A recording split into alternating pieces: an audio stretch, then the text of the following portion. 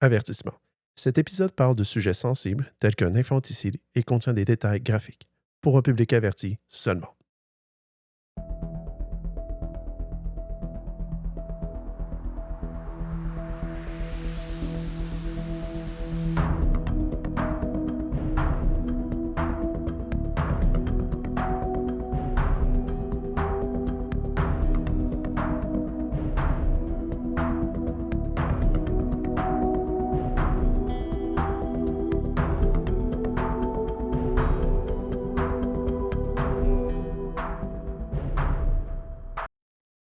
Bonjour et bienvenue à Procès Verbal. Bonjour, bienvenue. Comment ça va? Ça va bien, toi? Oui. Ça va semi, parce qu'en fait, là, je pense à ça, puis aujourd'hui, c'est vraiment le dernier épisode Deadline. Tu sais, genre, on en parlait tantôt, là. J'avais dit justement que dans le prochain ou l'autre d'après, ça serait moi qui ferais le cas. Mhm. Aujourd'hui, c'est toi. Fait que là, Ouais. le deadline est lancé. Fait que maintenant, prochain épisode, ça va être moi. Hi! T'as pas le choix. Oui, j'ai pas le choix. Ben, en disant ça là, puis en faisant la promesse que le prochain, c'est moi, j'aurai pas le choix. Donc, attendez-vous à rien. Comme ça, vous serez pas déçus.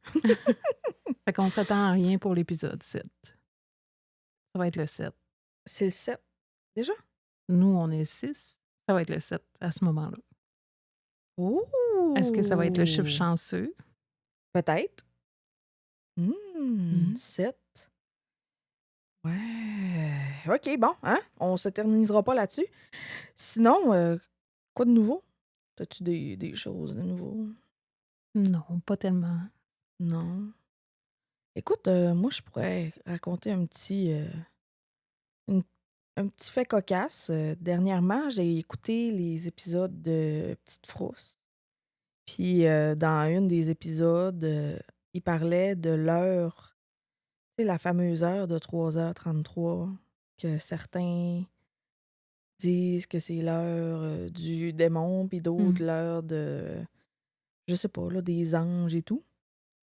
Puis, après avoir écouté cet épisode-là, bizarrement, pendant 2 nuits de suite, je me suis levée une fois à 3h31 puis une fois à 3h33. Fait que t'as conditionné ton cerveau en écoutant ça. Exactement. Si on y va de la manière rationnelle, si on y va dans le sens que c'est épeurant, on pourrait dire que l'univers m'envoie un message. J'aime bien croire que l'univers m'envoie un message positif. Peut-être. Ou juste me dit « couche-toi ». Parce que je me lève vraiment très souvent. Fait que, merci, petit garçon, de te lever souvent la nuit. Et merci d'avoir toujours envie de pipi, moi. Ouais, en tout cas. Bon, ben, hein? Aujourd'hui, tu me dis que ton cas allait être quand même assez long, c'est ça? Assez long, puis c'est un cas que tu seras pas contente après moi que j'ai choisi. C'est pas un épisode que le sujet... Je sais pas comment dire ça. C'est pas un sujet le fun? Non, c'est un cas qu'on aurait voulu plus skipper, ne pas faire, ne pas avoir à faire. OK, j'ai pas hâte.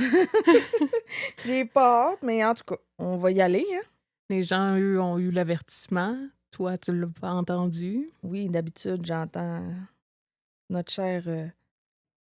je peux-tu nommer son nom? Oui. OK. Bon, d'habitude, j'entends notre cher Dan faire la petite intro live, mais là, j'étais partie. Mm. Mmh. Fait que elle sait pas du tout le sujet, tandis que nos auditeurs en ont un petit preview. Fait que t'es-tu prête? Oui! Fait qu'aujourd'hui, je vous parle d'une histoire qui est difficile, une de celles qu'on n'aimerait jamais raconter. C'est l'histoire de Thomas Audet, un petit garçon de 22 mois. T'as gelé là, hein? Oh, ma tabac! Excusez, je ris, là, mais... C'est parce que je Je voudrais juste vous dire que mon fils a, à partir du 1er août, il va avoir 23 mois. Fait que, C'est pas le premier, c'est là. En tout cas. hein, là, le 11! Ah! OK, bon, en tout cas, juste pour dire que dans le fond, il y a 22 mois actuellement. Oui. Tout ça pour trop faire de calcul. Non, là, oh, je sais même pas si je vais être capable d'écouter cet épisode-là. Je m'excuse, je savais pas son âge exact quand j'ai commencé. Mhm. Je vais aller chercher Daniel, puis il va venir faire l'épisode à ma place. Oh non. Bon, OK, on y va. Oh, je suis en train de pleurer. Tu pleures? Ah. Le stress. Ah, le stress. Le stress, puis de... En tout cas, j'avais une pression de t'avouer c'était quoi le sujet quand même. Puis ça me stressait. Mais là, fait stresse pas. C'est ça. Sens-toi mal jusqu'à la fin de tes jours. Merci, au revoir. Fait que c'est un enfant comme tant d'autres, joueur, souriant, curieux.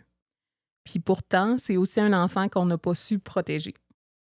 Fait que le 18 juin 2016, à Alma, il est environ 9 h du matin. Maxime Patry, le beau-père de Thomas, entre dans sa chambre. Le petit est couché sur le ventre. Il a de la difficulté à respirer. Maxime lui donne ses pompes pour l'asthme, du Flovent et du salbutamol, soit la pompe orange puis la pompe bleue. Puis du Tampra, soit de l'acétaminophène pour enfants, car il le trouve chaud au toucher. Thomas réclame un biberon. Il le boit.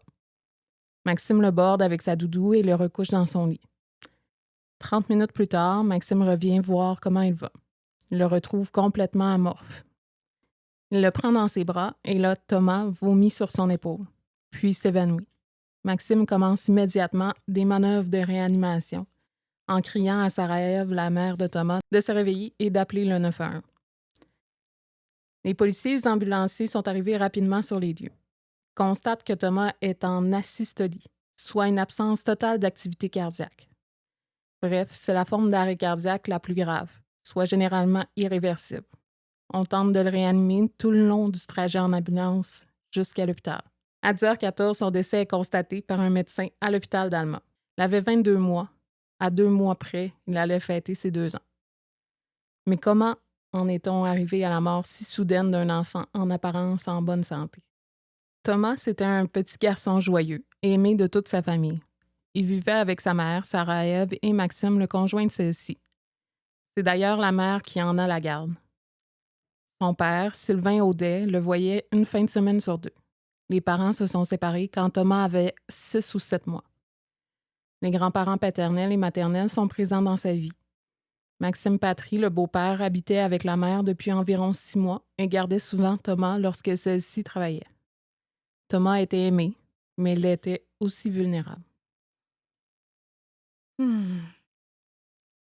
C'est vraiment triste. Je sais pas quoi dire.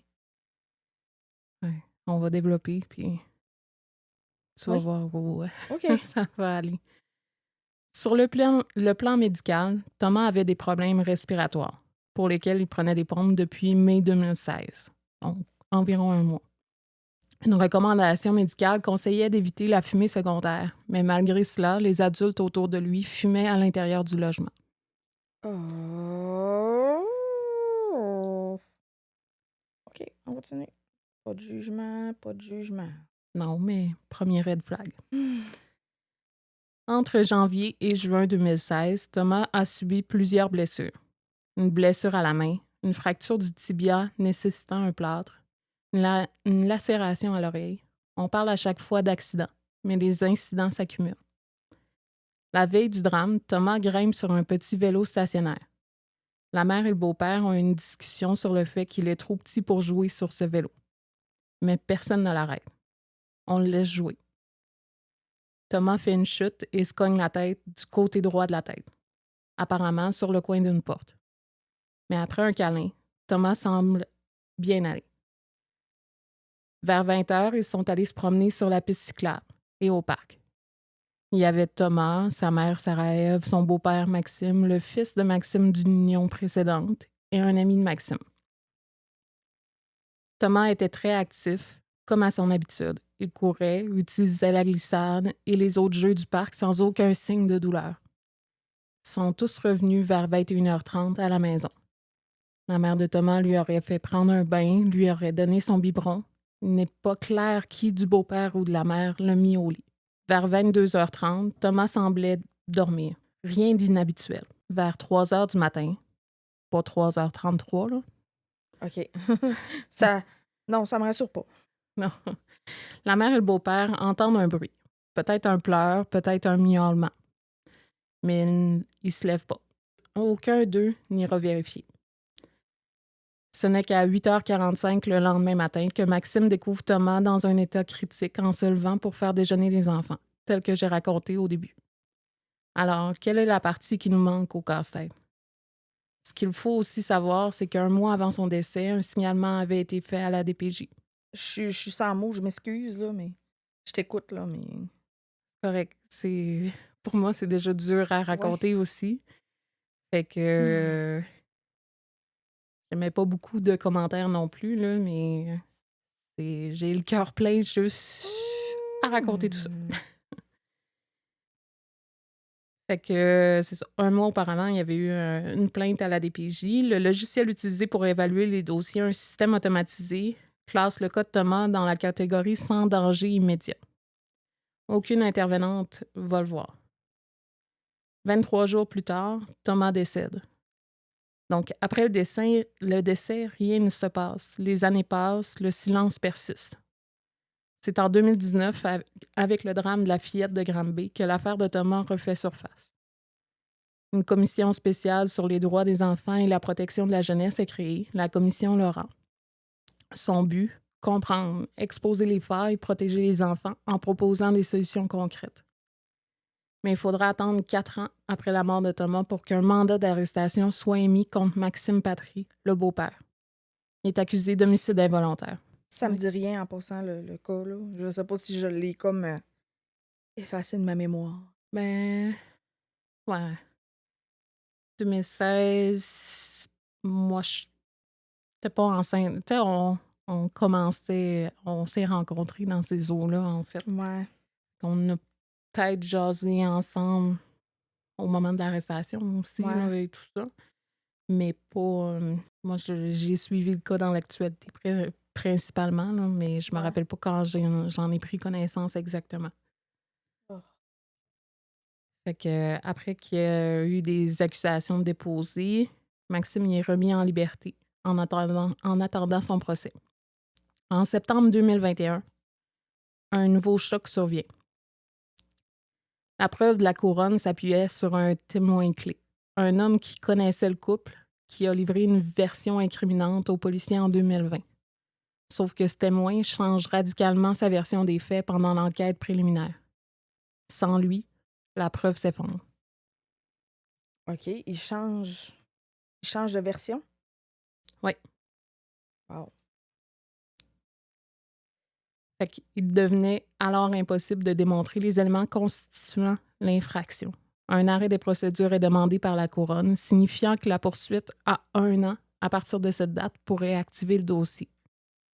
Une semaine plus tard, la défense demandera le retrait de la plainte, ce qui signifierait donc que l'accusé serait acquitté et que le dossier serait clos.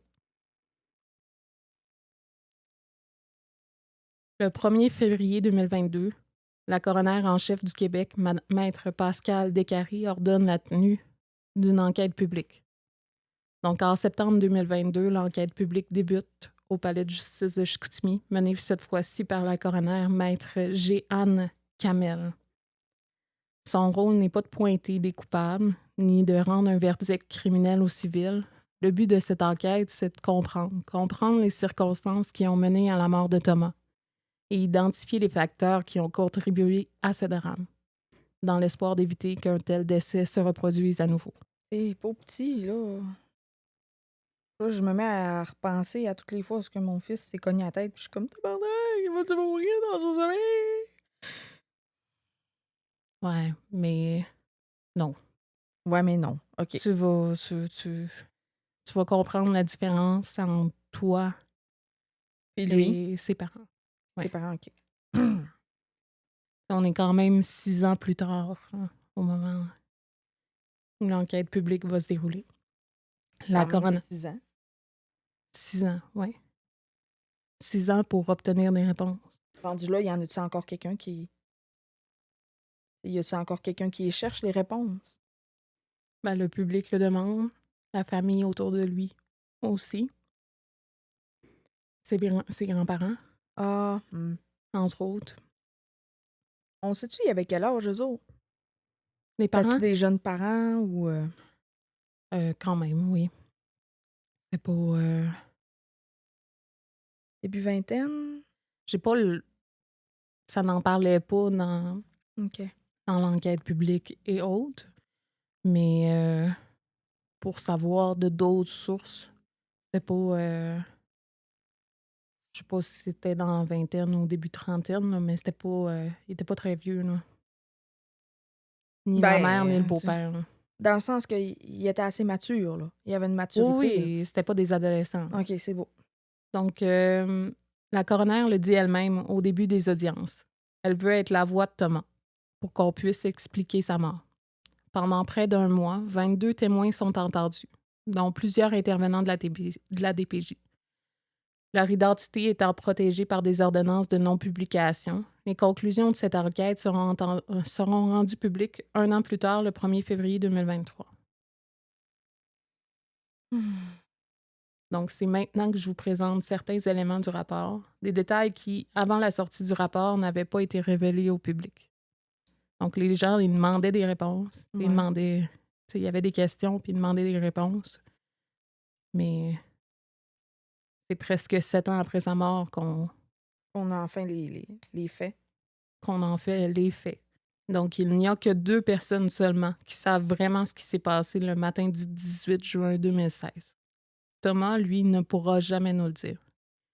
Il grandissait dans un milieu aimant, mais malheureusement inadéquat. Un foyer où la toxicomanie occupait trop de place. Un foyer où l'instabilité était devenue la normalité. Sa mère et son conjoint consommaient régulièrement des stimulants, du speed entre autres. Quand le quotidien tourne autour de la consommation, les besoins d'un enfant, manger, dormir, être écouté, consolé, deviennent secondaires. Et pourtant, il y avait eu des signes, plusieurs même avant que l'irréparable ne se produise. Questionné sur les différentes blessures que Thomas a subies entre janvier 2016 et juin 2016, les témoins ont des versions divergentes.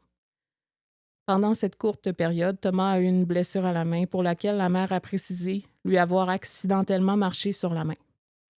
Une fracture au tibia qui aurait été causée par une chute d'un coffre à jouets et une lacération sévère à l'oreille qui serait attribuable à une chute dans le bain. Thomas aurait également échappé à la surveillance des adultes, soit sa mère et son beau-père, qui dormaient tous les deux et se trouvaient au domicile de la sœur du beau-père.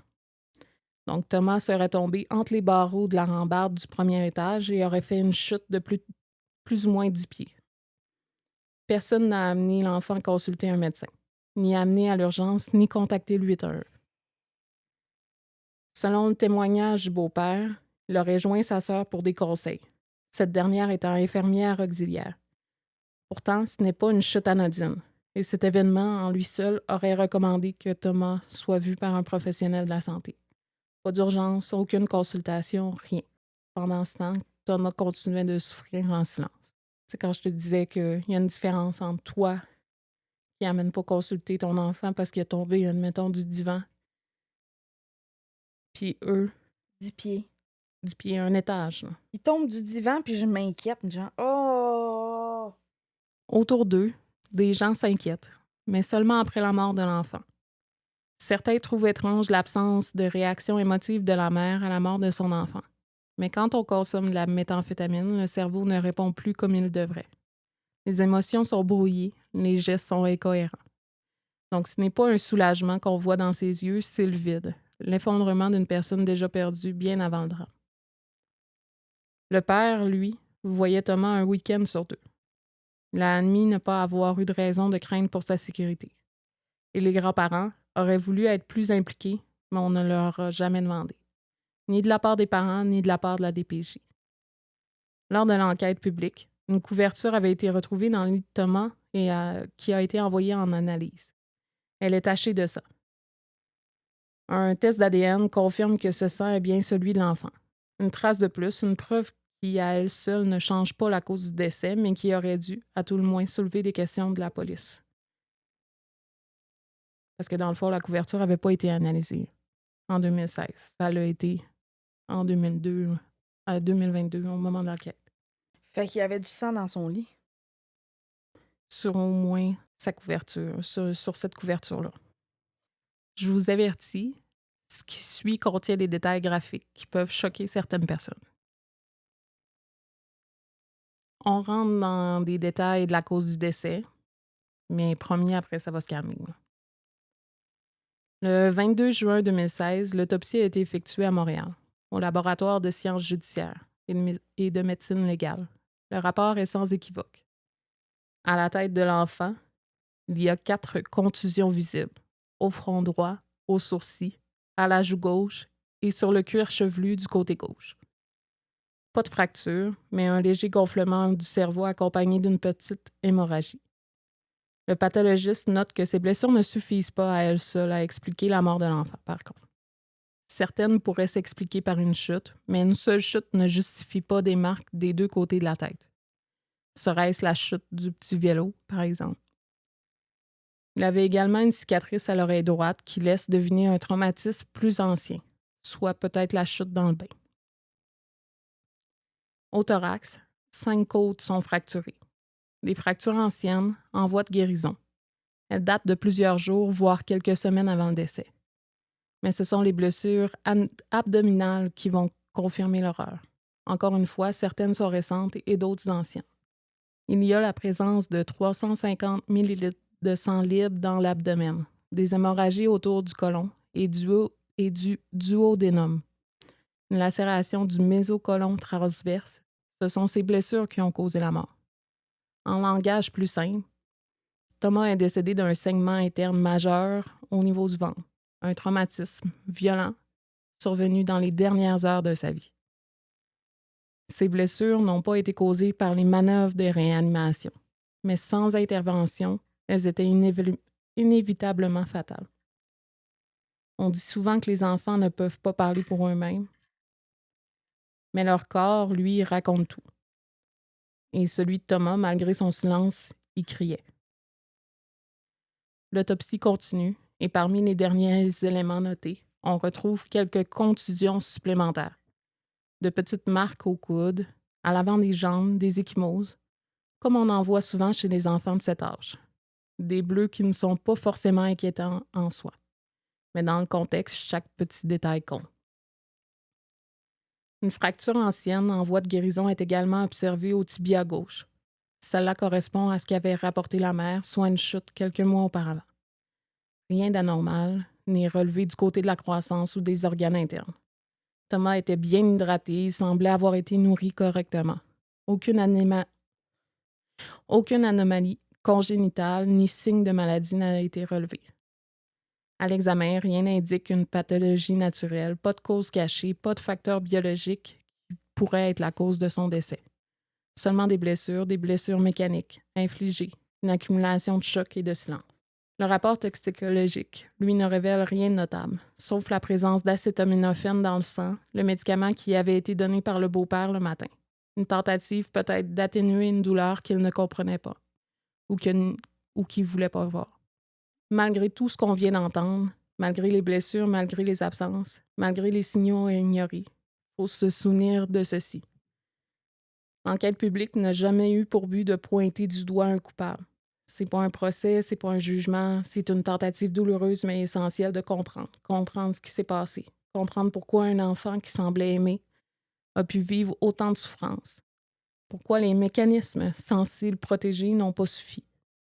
Cette enquête est un appel, un cri pour briser le cycle, pour s'assurer que plus jamais un enfant ne tombe dans l'oubli. Fait que je m'excuse pour les détails de tout ça. Fallait juste passer à travers ce petit bout-là, quand même long, pour s'en aller vers la suite. Parce que sans l'autopsie, on n'aurait jamais su l'ampleur des blessures qu'il avait. Là. Genre, j'écoute tous les podcasts, toutes les affaires, sauf ça. Genre, là. Puis là, tu me racontes ça. Fait que là, je suis pognée, là. Je le sais pas. Je sais pas quoi faire, je sais pas quoi dire, j'ai pas de mots, t'as violé mes oreilles. C'est- je sais pas quoi faire. OK. Je m'excuse. Non, c'est pas grave, on va continuer, là. Mais... Moi, je trouve juste ça important de les raconter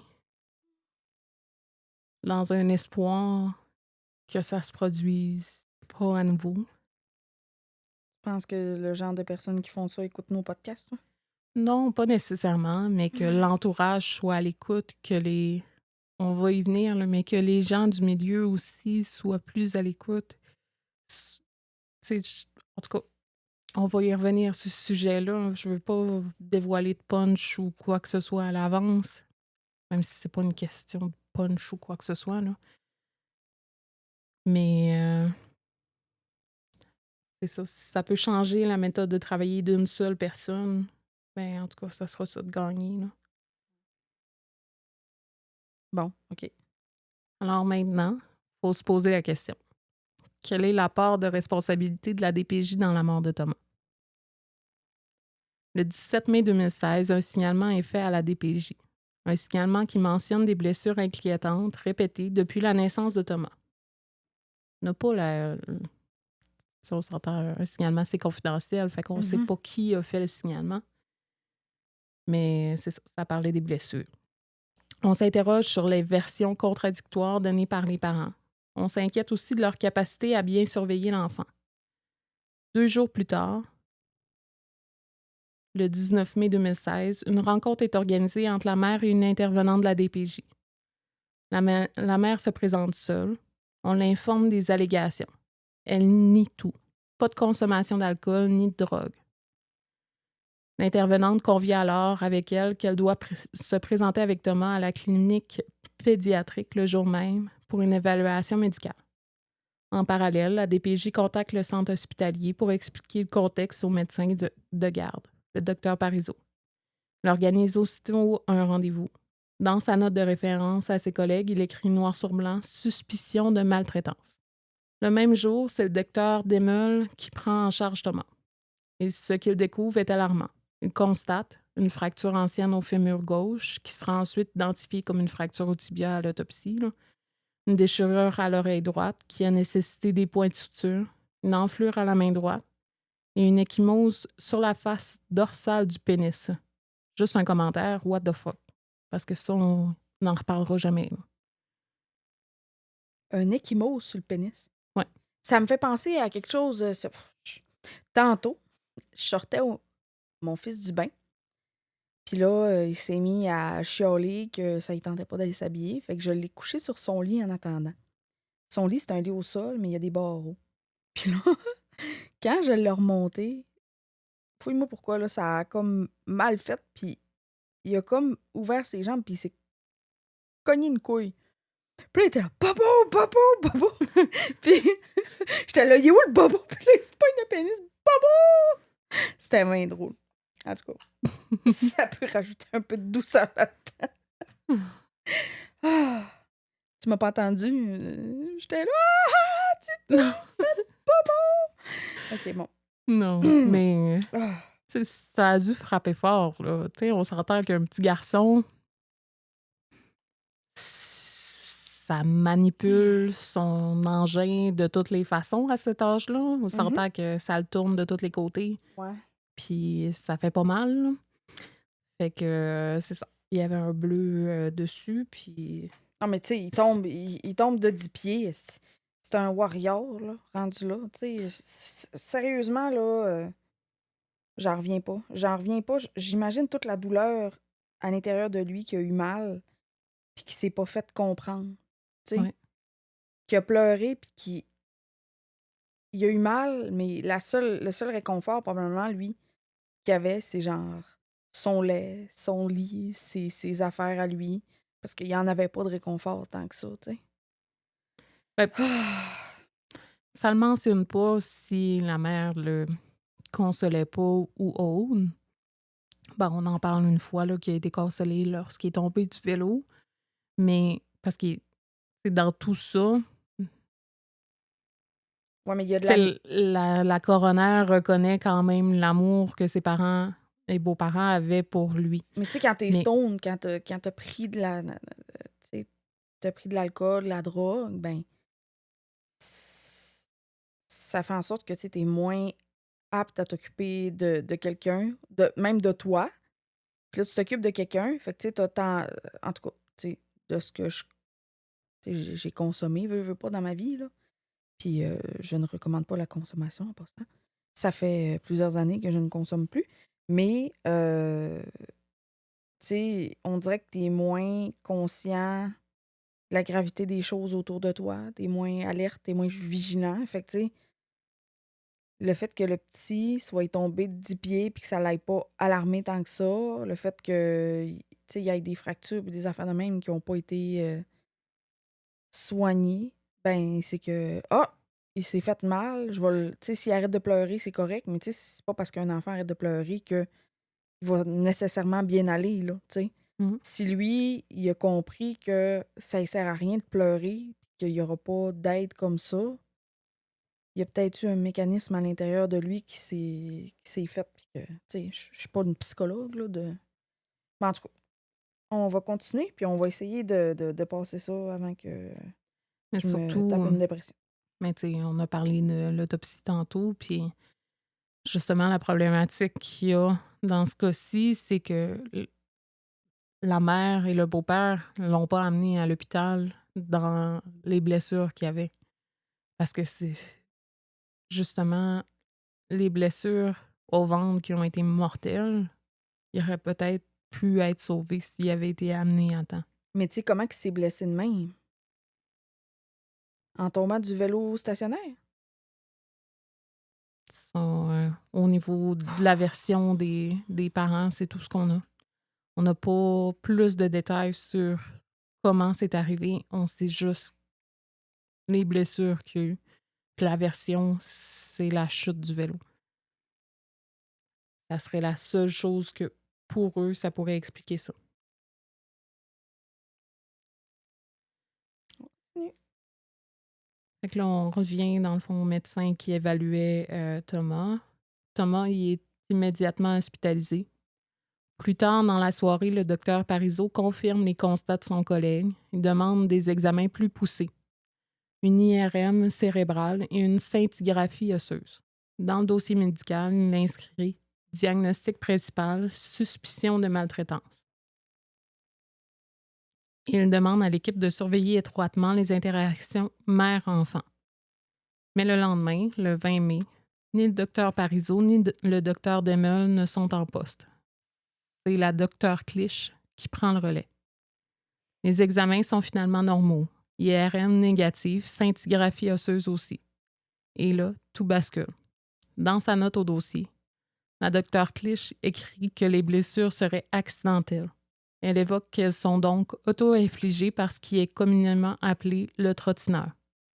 Et ce, malgré la suspicion de maltraitance initiale. C'est quoi le trottineur? J'en arrive. OK. Excuse-moi. Le trottineur se voit généralement chez les enfants de 18 à 24 mois.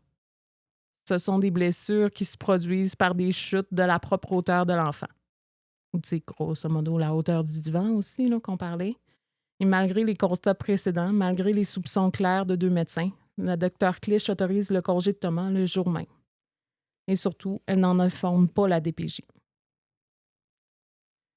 C'est dans le fond, trottineur, c'est un enfant qui apprend à marcher, il se pète la gueule souvent. Mhm. Oui. Fait que c'est ça le syndrome du trottineur. C'est les bleus qui sont normaux. Tu sais, le deuxième été de vie, mettons, d'un enfant, il se fait des bleus à grandeur des jambes de façon normale, là, juste en tombant sur Darwin, c'est l'asphalte. son deuxième été, puis en effet, il se fait mal, mais il est pas si pire. Il est pas si Ah, pire, c'est ça. sérieusement. Mais Il trottine bien. Fait que le 24 mai, soit 4 jours plus tard, la DPJ communique finalement avec le docteur Demel. Il reste ferme. Thomas demeure dans un cas de suspicion de violence corporelle jusqu'à preuve du contraire. 2 jours après, le 26 mai, la DPJ retient le signalement. Mais pas pour abus physique, pour négligence sur le plan éducatif, soit un problème de surveillance de l'enfant dans le milieu paternel ainsi que dans le milieu maternel. Et cette nuance-là, ça change tout. Parce que si le signalement avait été classé en abus physique, l'entente multisectorielle aurait été déclenchée. L'entente multi, ça vise à garantir une meilleure protection aux enfants et à leur apporter l'aide dont ils ont besoin en prévoyant une concertation étroite entre la DPJ, le DPCP, les policiers et les autres organismes visés, soit l'école, la garderie, le CLSC, etc., tout le filet social, finalement. Wow. Mais ici, ça ne s'est pas produit. Là. Le dossier il est codé priorité 3. Juste pour un peu plus de mise en contexte, un code 1, ça signifie une intervention immédiate. Un code 2, c'est une intervention à l'intérieur d'une période de 24 heures. Un code 3, c'est intervention à l'intérieur d'une période de 4 jours. Mais en réalité, un témoin, lors de l'enquête publique, il va révéler que, que les codes 3 sont souvent traités dans un délai de 30 jours. Wow. Fait que le dossier de Thomas, là-dedans, il n'est pas immédiatement attribué à un intervenant. Il est placé sur une liste d'attente. La personne responsable de cette liste d'attente est débordée. Elle a trop de dossiers, pas assez de ressources. Elle crée donc une sorte de catégorisation maison pour prioriser les cas les plus urgents. Un système improvisé, faute de mieux. Le chef de service à cette époque n'est informé que des codes 1 et 2. Avant 2015, il y avait accès aussi au code 3. Mais après la réforme, la structure s'est alourdie. La régionalisation de son poste l'a éloigné du terrain, donc on ne l'informe plus des codes 3. Donc, vers le 16 juin 2016, on se rappelle, on est 1 mois après le premier signalement. Il consulte la liste d'attente. Il réalise qu'un enfant de 2 ans s'y trouve. Il prend connaissance du signalement. Puis là, il demande à son spécialiste clinique de faire le lien avec l'équipe de Chicoutimi pour démarrer une évaluation. Mais il est trop tard. Thomas est décédé le 18 juin, soit 2 jours plus tard, la veille de l'attribution officielle de son dossier à un intervenant. Oh. Imagine, genre, je sais pas si cette personne-là a été au courant de tout ça. Tu sais comment tu dois t'en vouloir, là. Puis tu sais, c'est pas de sa faute, là, on s'entend. Là. C'est du bureaucratique beaucoup, là. Oui. C'est dur de dire qu'il n'y a pas de faute à un individu en même temps. C'est pas de sa faute à lui directement, mais il y a quand même une part de responsabilité, à mon avis. Pas juste cette personne-là, mais tout. L'organisation. L'organisation, puis tout le monde qui a touché à ce dossier-là, au final. Il y a 2 médecins qui parlent de suspicion, puis là, un 3e qui arrive le lendemain, complètement pas rapport, comme s'il n'était pas au courant du dossier.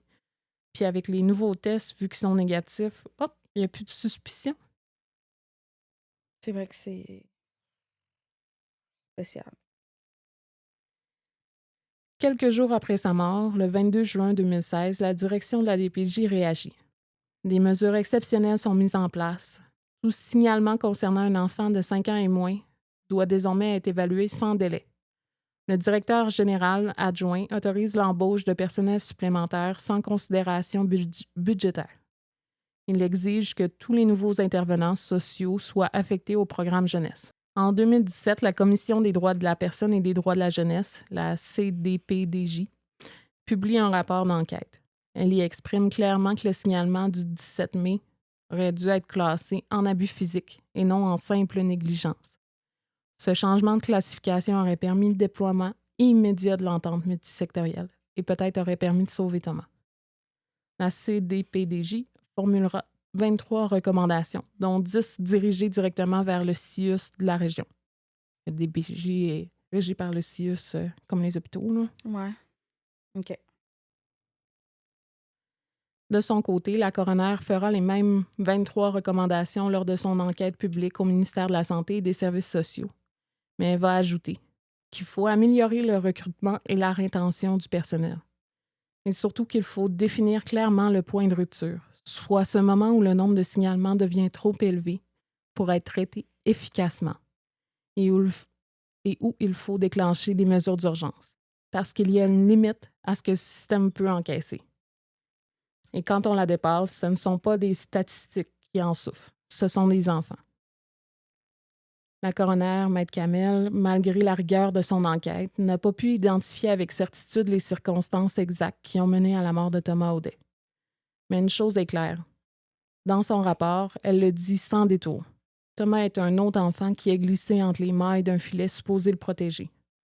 Un autre nom ajouté à cette liste de petits oubliés de la DPJ. Le rapport d'autopsie lui fait froid dans le dos. Il ne raconte pas seulement une accumulation de blessures anciennes et récentes.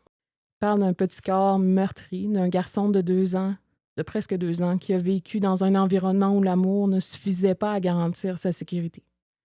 Et malgré tous les signaux d'alerte, malgré les soupçons, malgré les constats médicaux, les procédures, personne n'a été là, au bon moment pour lui. Alors on se demande, combien de Thomas faudra-t-il encore? Combien de rapports ignorés, de signalements avec le mauvais classement? Combien de fois va-t-on dire « on manque de ressources » avant de parler d'un manque de responsabilité? Est-ce que le système est dépassé? Ou est-ce qu'on a collectivement accepté qu'il y aurait des pertes, même chez nos enfants? Aujourd'hui, on connaît le nom de Thomas Audet, mais personne n'a pris la responsabilité dans cette affaire. Mais combien d'autres enfants qu'on ne nommera jamais vivent les mêmes fractures invisibles dans le silence? Et si raconter son histoire pouvait éviter qu'un autre enfant vive la même chose? Est-ce qu'on l'écouterait vraiment cette fois? Fait que comme il n'y a pas de résolution à cette triste affaire, j'ai envie de laisser le mot de la fin à la famille de Thomas. Parce que 5 membres de sa famille ont intenté une poursuite contre le CIUS pour plus d'1 million de dollars. Cette poursuite s'est soldée par une résolution à l'amiable, hors cours, dont l'entente est confidentielle. Le porte-parole de la famille est le grand-père paternel de Thomas, soit André Simard. Je vous rapporte ce qu'il a dit pour terminer là-dessus. Donc, au bout de la ligne, nous, ce qu'on a récolté, c'est qu'on a un enfant au cimetière et un dossier qui est dans les crimes non résolus. Pour le reste de nos jours, ça va nous hanter. Si vous me demandez si je crois en la justice, non. Je suis pas capable d'y croire.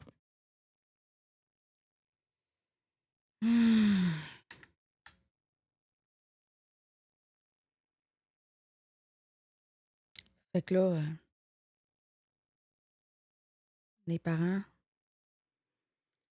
Pour le beau-père, tu sais, on parlait de retraite pleine tantôt. Les délais sont dépassés. Fait que techniquement, il est acquitté. À moins qu'il y ait de nouvelles accusations un jour. Mais même avec l'enquête publique, c'est pas clair de qui a fait quoi. Puis qu'est-ce qui s'est réellement passé. C'est-tu la mère? C'est-tu le beau-père? Est-ce que le père, on n'en parle pas tant? Il n'y a pas grand-chose que lui a pu apporter comme élément. Parce que lui avait confiance qu'il était en sécurité chez la mère, mais en même temps, est-ce qu'il s'est passé des choses également chez son père puis qu'on n'est pas au courant? On ne sait rien. Au final, c'est un cas qu'on a complètement échappé en tant que société par des lacunes qu'il y a eu partout. c'est lourd. Fait que même si on n'a pas le responsable principal des blessures pour lui, moi en tout cas, dans Bon. ma tête ou dans mon cœur, il y a quand même d'autres personnes qui sont responsables aussi de cette perte-là, dans les lacunes qu'il y a eu. Vraiment, là, tu sais, quand tu y penses, là. Puis là, tu sais, dans mon travail, j'ai l'habitude de faire des enquêtes, puis d'analyser tous les points. Puis, tu sais, mettons, là, je peux pas juste m'arrêter au fait que la médecin, elle a émis ça, tu sais. Est-ce que cette journée-là, le médecin était tout seul? Elle avait peut-être un roll-ball. Elle avait ça. Elle a lu ça, elle a dit, ben non, cet enfant-là, puis tu sais, elle a juste marqué, OK, c'est correct, pas de. Tu sais, c'est chose du trotteur, tu sais. Le trottineur. Tu sais, il y a tellement de choses dans notre société actuellement qui va pas bien. Autant le système de santé que genre, il y a plein de monde qui n'ont pas de médecin, les urgences, c'est bondé. Il y a, tu sais, il y a des médecins qui sont, tu sais, ils font ils travaillent tous les jours aussi, tu sais, dans le sens que il y a tellement trop d'éléments dans tout ça que là, t'as l'élément du médecin, t'as l'élément qui était débordé de cas, t'as l'élément que il était tellement codé, il était priorité 3 qui aurait dû être priorité haute. Après ça, tu sais, de la paperasse bureaucratique, tu sais, c'est parce qu'on n'a pas le choix que ce soit autant complexe, parce qu'il faut baliser nos affaires, mais en même temps, on peut pas. Faut pas oublier que il y a une différence entre baliser un cas je sais pas, là, je sais pas quoi faire comme. Mais tu sais, que ce soit de la maltraitance aux enfants, de la maltraitance aux aînés, la maltraitance à n'importe qui, Mhm. ça devrait toujours être pris au sérieux, Ouais. puis avoir une priorité quand même haute, à mon avis. Puis les enfants ou les personnes âgées qui sont vulnérables, c'est ceux-là qui, Ils mettons, sont pas capables de s'exprimer. exactement, Mhm. c'est là que je vais en venir quand ils n'ont pas les mots pour pouvoir exprimer ce qu'ils vivent, c'est encore pire, à mon avis, qu'on devrait prendre encore plus soin d'eux, puis encore plus prendre ça au sérieux. Parce que Oui. moi, je crois au système. C'est les systèmes qu'on a en place, le système policier, le système de la justice, le système dans les hôpitaux et tout ça. Je suis peut-être naïve de croire dans tout ça. Mais il y a des systèmes qui fonctionnent quand on a les bonnes personnes bien intentionnées Mhm. qui travaillent dedans. Oui, on en échappe toujours. Thomas, c'est un cas qu'on a complètement échappé. Est-ce que si une seule personne dans cette chaîne-là avait agi différemment, est-ce qu'on aurait pu le sauver? Est-ce que si les parents l'avaient amené à l'hôpital, possiblement, si le médecin qui l'a relâché avait agi différemment, est-ce qu'il serait encore là aujourd'hui? Est-ce que l'intervenante, si elle avait coté plus haut, est-ce qu'il serait encore là aujourd'hui? Juste un Mm. point. Tu sais, je dis pas si tout le monde avait changé, mais si une personne à quelque part avait changé sa façon de faire, est-ce qu'il serait encore là? Puis là, je veux pas shamer personne, OK? Mon but, c'est pas de shamer personne, mais. Puis là, oui, il y a un mais. Je veux juste dire que on n'aurait pas besoin de tout ce système-là s'il y avait 2 personnes dans cette situation-là qui avaient décidé de prendre les responsabilités qui leur revenaient. Ouais, Dans le dire la sens que vérité. non, pas dire Tu la parles. vérité. Non, Ouais, je parle des parents. ouais, c'est ça. Tu Mais les sais, parents ont il y a menti en quelque pas. sorte parce Ouais, qu'ils mais n'ont il y a pas pas. de dire c'est pas ça. Non. La seule responsabilité qu'il y avait là-dedans, là, c'était de s'occuper de leur enfant Ouais. de manière correcte. Tu sais, comme ils pensent qu'il faut bien élever un enfant, puis de prendre les responsabilités. Parce que je comprends qu'en tant que personne, on peut avoir des problèmes, des affaires comme ça, mais ça reste que quand tu as un enfant, c'est ta responsabilité. Tu sais, dans le sens que c'est pas la responsabilité du système au grand complet, c'est pas la responsabilité du voisin, ton enfant, tu sais. C'est ta responsabilité. Fait que, tu sais, déjà là, si ces personnes-là avaient pris la responsabilité de faire en sorte que leur enfant soit en sécurité, en santé, puis tout le kit, on n'en serait pas là, tu comprends? Fait que, puis je comprends là, que le système, il y a des failles, Mm. mais ce système-là devrait pas exister dans un monde où ce que justement, t'es censé juste prendre soin de tes enfants. Là, quand tu mets quelqu'un au monde, C'est pour t'en occuper, pas ouais, pour le exactement. laisser dans un coin pour Mhm. rire, là. Non, c'est ça. Fait que, tu sais, je trouve qu'on a des failles, oui. Il y a plein de choses là-dedans qui auraient pu être faites différemment. Mais je pense que l'élément, tu sais, la cause fondamentale là-dedans, là, et je reprends les choses de mes enquêtes. La cause fondamentale là-dedans, c'est que il y a un enfant que ses parents n'ont pas pris leur rôle à 100%, je pense.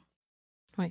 Puis c'est triste, là, tu sais, puis peut-être que ces personnes-là, aujourd'hui, ils réalisent ça maintenant, là, tu sais, dans le sens que tu parlais que la mère avait pas de l'air tu sais, on sait pas comment qu'on va réagir. Tu sais, moi, je perdrais mon fils demain, là. Je sais pas, est-ce que je serais écroulée à terre comme une patate, puis tu sais, je sortirais pas de cet état-là en larve, en petit moton dans mon salon, tu sais, ou j'aurais juste pas d'émotion, puis je serais de marbre, tu sais, je sais pas. Par contre, je sais que, vu qu'il y avait de la consommation, est-ce qu'elle était justement déjà dans un, tu sais, a-tu continué sa consommation pour justement pas réaliser tout ce qui s'est passé, tu sais? Ben, selon la coroner, c'est dû, tu sais, elle disait pas si elle continuait de consommer ou autre, mais c'était dû justement à ces années de consommation-là pour lesquelles elle semblait de marbre, comme tu dis. Fait que, tu sais, je me base là-dessus parce que c'est les informations qu'on a. Mhm. Puis, mais c'est ça, tu sais, il y a quand même une partie pas claire. Tu sais, c'est pas une chute d'un petit vélo stationnaire Mm-mm. qui crée ces blessures-là à l'abdomen, là. C'est pas une chute de sa propre hauteur à lui. Puis, je suis pas assez connaisseuse dans le milieu, dans ce domaine-là. C'est pour essayer même d'émettre des hypothèses sur ce qui a pu lui arriver. Mais il y a des informations qui sont manquantes. Puis, comme je disais au début de l'enquête publique, il y a seulement 2 personnes qui savent réellement ce qui s'est passé. Mm. Puis, si ils parlent, si à tout jamais ils parlent pas, les 2, ben ils vont emporter ce secret-là avec eux. Peut-être que c'est mieux comme ça pour eux autres. C'est juste triste. Tu sais, j'ose rien dire parce que en tout cas, je sais où ce que c'est. Tu sais, je veux pas, c'est dans notre coin. Je souhaite juste que ces gens-là trouvent la paix un jour. Puis que ils ont conscience de la vérité, parce que ça se peut, écoute, comme je te dis, dans un milieu où ce qu'on consomme, ça se peut qu'ils n'étaient pas au courant de tout ça. Tu sais. Est-ce qu'ils ont vraiment réalisé de tout ce qui s'est passé? Parce que je reviens là-dessus, là, mais il a fait une chute de 10 pieds, OK? Ils n'ont pas trouvé bon de l'amener à l'urgence. Mm. S'ils minimisent une chute de 10 pieds, puis 10 pieds, c'est 2 fois ma hauteur. C'est gros. Ouais. Non, t'as peu. 2 Pour fois un... ma hauteur plus 1 pouce.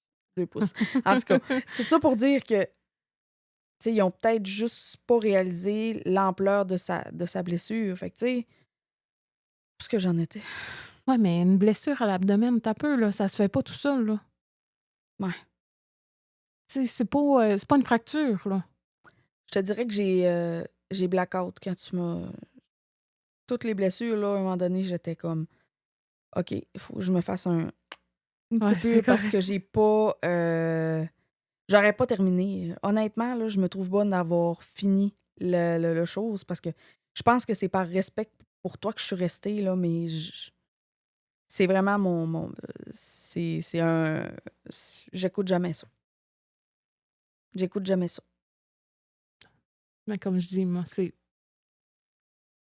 En plus, c'est une histoire qui est pas résolue, puis qui Mm. sera probablement jamais. Fait que je trouve ça encore doublement important. Puis il y a une chose aussi que je veux ajouter, parce que là, OK, c'est l'enquête publique, je cherchais pas de coupable précisément, mais tu sais, on s'entend que dans les médias et autres, on cherche toujours à pointer du doigt un coupable ou autre, puis autre que les parents, OK? Autre que la mère et le beau-père. Je veux dire qu'il y a d'excellents intervenants au niveau de la DPJ, au niveau des policiers, au niveau des médecins, au niveau des infirmières et autres. Il y a d'excellentes perles qui travaillent dans le milieu. Puis, tu sais, bravo à vous de soutenir un système par le bout de vos doigts, puis de mener ça, puis de sauver la vie de d'autres enfants à qui ça peut arriver. Parce qu'on se Non, mettra pas c'est la tête vrai. dans le sable que ça arrive à d'autres sans nécessairement mener à cette fin aussi fatidique. Mais, tu sais, c'est juste que Thomas, lui, on l'a échappé. C'est juste ça. On l'a complètement échappé. Puis je rejette pas la faute sur les personnes qui ont fait l'erreur, tu sais, une erreur à quelque part ou un système qui était défaillant pour les intervenants et autres. Mais c'est ça. Le pire là-dedans, c'est que dans n'importe quel travail, on peut faire des erreurs. C'est juste qu'il y en a que les erreurs sont un petit peu plus graves. Ben, avoir un travail que tu as la vie de certaines personnes entre les mains, c'est difficile. Vraiment. En tout cas, bravo à vous parce que moi, ben, d'un certain sens, il y a des parties de mon travail qui font en sorte qu'il faut que je m'assure d'avoir évalué tous les risques dans certaines situations, mais ça reste que Ben, si tu avais un travailleur qui se blesserait à cause d'une procédure que tu as mal écrite, tu t'en voudrais en tabarouette. Là. ouais. Non, c'est vrai ça. C'est vrai, mais tu sais, je m'en voudrais, mais en même temps, leur vie ne relève pas que par moi, tu sais. Non. Les Mais miennes, en tout cas, c'est ça. mais tu t'en voudrais pareil. Hein. Oui. En effet. Autant moi, je m'en voudrais aussi. Puis, tu sais, dans le passé, on s'entend que j'ai tenu la vie de certaines personnes entre mes mains. Puis, pour pas rentrer plus dans des détails ou autre, mais il y a un facteur stressant pareil dans tout ça. Puis, tu prends rien à la légère dans ce temps-là. En tout cas, moi, ma façon de travailler, c'était ça. Pour d'autres, c'est plus facile, mais tant mieux. Ouais, je pense qu'il y en a peut-être que là-dedans, justement, quand on travaille dans des choses comme ça, ils se détachent. Ils enlèvent les émotions.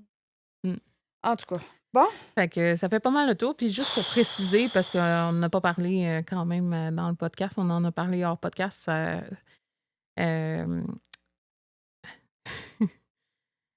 Il y a un Lego qui est en train de se faire justement en ce moment pour déstresser. OK.